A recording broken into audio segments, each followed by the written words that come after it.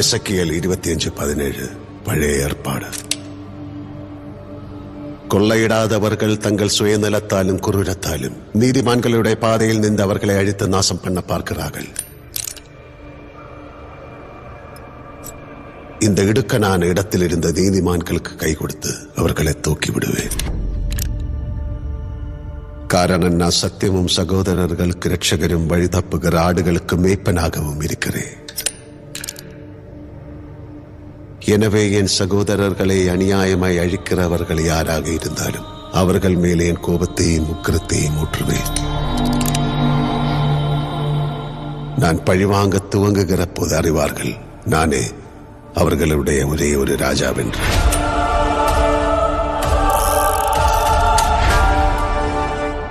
ஒரே ஒரு ராஜாவே.